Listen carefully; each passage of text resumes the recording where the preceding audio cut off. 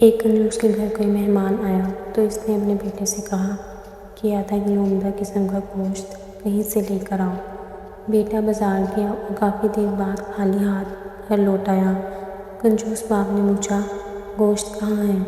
بیٹا بولا، ابا جان میں کسائی کے پاس گیا اور اسے کہا کہ جو سب سے عمدہ گوشت تمہارے پاس ہے وہ آپ مجھے آدھا کلو دے دو۔ کسائی نے کہا، بے فکر ہو، میں تمہیں ایسا گوشت دوں گا کہ گویا مکھن ہو۔ میں نے سوچا اگر ایسا ہی ہے تو مکھن ہی لے لیتا ہوں۔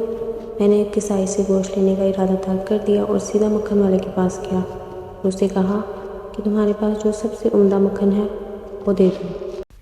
مکھن والے نے کہا، بے فکر ہو، میں تمہیں ایسا مکھن دوں گا کہ شہد ہو۔ میں نے سوچا کہ اگر ایسا ہی ہے تو پھر میں شہد ہی خرید لوں۔ چنانچہ میں شہد والے کے پاس گیا اور اسے کہا کہ تمہارے پاس جو سب سے عمدہ شہد ہے وہ مجھے دے دو۔ شہد والے نے کہا، بے فکر ہو، میں تمہیں ایسا شہد دوں گا گویا کہ بالکل صاف شفاف پانی ہو۔ میں نے سوچا کہ اگر یہی قصہ ہے تو پانی گھر ہی موجود ہے، اس لیے میں خالی ہاتھ واپس آ گیا۔ کنجوس باپ کہنے لگا، واہ بیٹے، یہ تو تم نے بہت عقل مندی سے کام لیا، مگر ایک نقصان پھر بھی کر دیا، وہ یہ کہ ایک دکان سے دوسری دکان جانے میں تمہاری جوتی گھس گئی ہوگی۔